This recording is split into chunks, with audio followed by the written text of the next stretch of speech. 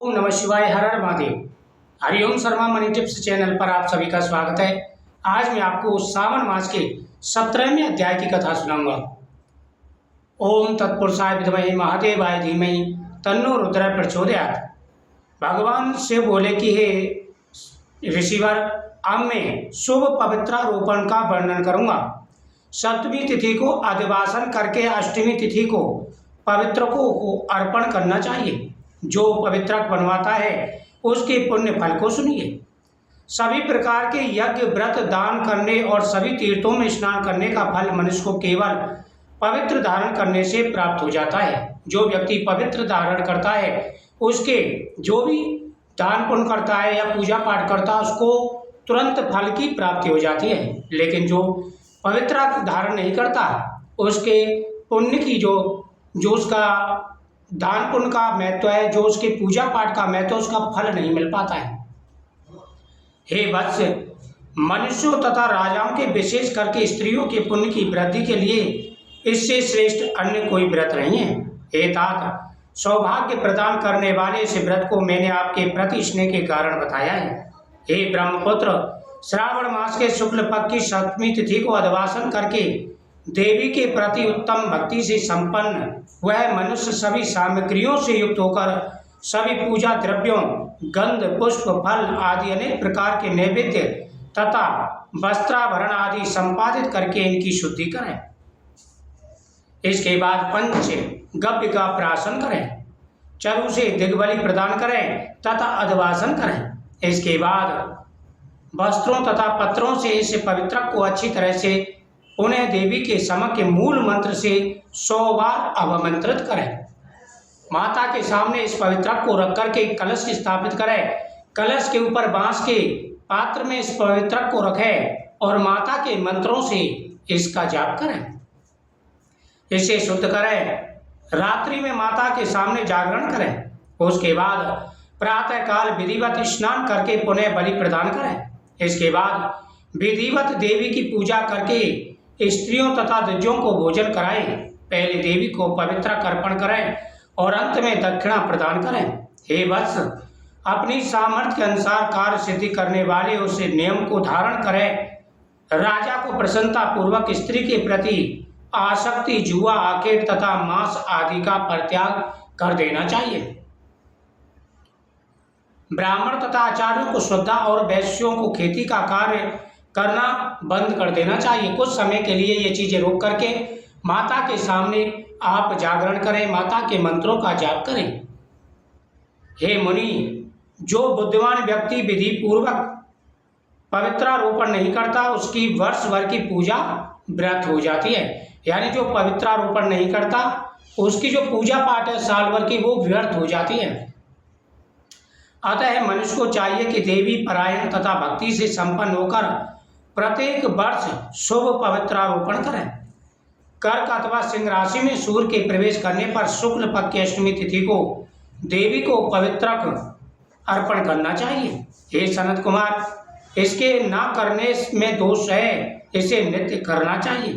हे देवेश, सनत कुमार बोले कि हे प्रभु, हे स्वामी, आपने जिस पवित्रक का कथन किया वह कैसे बनाया जाता है? अब भगवान शिव ने जो पवित्रक का वर्णन किया, सनत कुमार कह रहे हैं कि प्रभु वो कैसे बनाया जाता है, उसकी विधि क्या है?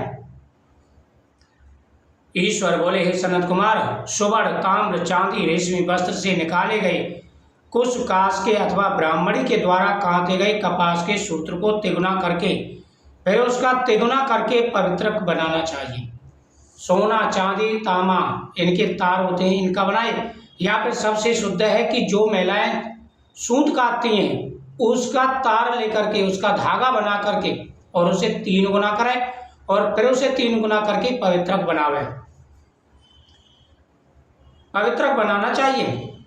उसमें 308 तारों का पवित्रक उत्तम और 270 तारों का पवित्रक मध्यम माना गया है। 180 तारों वाली पवित्रक को कनिष्ठ पवित्रक कहा जाता है।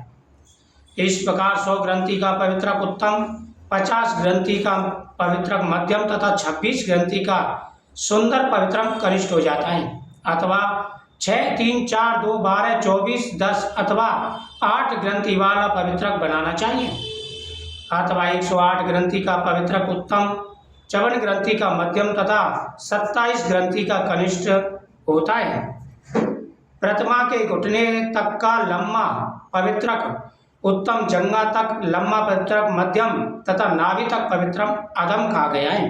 यानी जो पवित्रक है वो नाभि से नीचे होना चाहिए, नाभि से नीचे कटी भाग तक आना चाहिए, वह मध्यम होता है। अगर थोड़ा और नीचे जाए, जांग तक आए, तो वह उत्तम माना गया है। ऐसा लंबा पवित्रक धारण करना चाहिए। पवित्रक की सभी शुभ ग्रंथियों को कुमकुम से रंग देना चाहिए। इसके बाद अपने समक्ष शुभ सर्वतोभद्र पर देवी का पूजन करके कलश के ऊपर बांस के पात्र में पवित्रक को रख करके उसका पूजन करना चाहिए। हे सनत कुमार, मैंने आपसे देवी के शुभ पवित्रारोपण का वर्णन किया। इसी प्रकार अन्य देवताओं का भी पवित्रारोपण प्रतिपदा आदि तिथियों में करना चाहिए।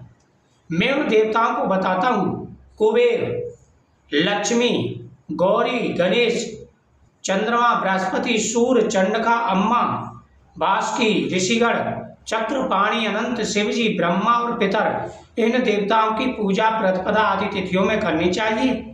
यह मुख्य देवता का पवित्रारोपण है। इनके अंग देवताओं का पवित्र 3 सूत्रों का होना चाहिए। तो इनको 3 सूत्रों वाला पवित्रक समर्पित करना चाहिए। भगवान से बोले, हे विपेंद्र, अब मैं श्रावण मास के दोनों पक्षों की नवमी तिथियों का महत्व बताता हूँ। इस दिन कुमारी नामक दुर्गा की यथाविधि पूजा करनी चाहिए। दोनों पक्षों की जो नवमी तिथि है, अष्टमी और नवमी, दोनों दिन आप माता दुर्गा की पूजा करें और नवमी वाले दिन कुमारी देवी की पूजा की जाती है। उस दिन कुमारी नामक उन पापनाशिनी दुर्गा चंडिका की चांदी की मूर्ति बनाकर भक्ति पूर्वक सदा उनका अर्चन करें। गंध, चंदन, कनेर के पुष्प, दशांश धूप और मोदकों से उनका पूजन करें। उसके बाद कुंवारी कन्या स्त्रियों तथा विप्रों को श्रद्धापूर्वक भोजन कराएं। फिर मौन धारण करके स्वयं बिल्वपत्र का आहार करना चाहिए। इस प्रकार से माता की पूजा करें और सबको भोजन कराएं और आप भोजन के साथ में बिल्वपत्र का आहार ग्रहण करें। हे विधिनंदन, यह मैंने आपसे नवमी तिथि का व्रत कहा। यह मनुष्यों के सभी पापों का नाश करने वाला है। सप्तमी, अष्टमी और नवमी, ये 3 दिन ऐसे होते हैं जो माता दुर्गा के होते हैं और तीनों दिन माता दुर्गा की पूजा की जाती है, पवित्रारोपण किया जाता है। इस प्रकार से स्कंद पुराण के अंतर्गत ईश्वर सनत कुमार संवाद में श्रावण महत्व में अष्टमी तिथि को देवी पवित्रारोपण नामक 17वां अध्याय संपूर्ण हुआ। ओम नमो भगवते वासुदेवाय नमः। ओम नमः शिवाय।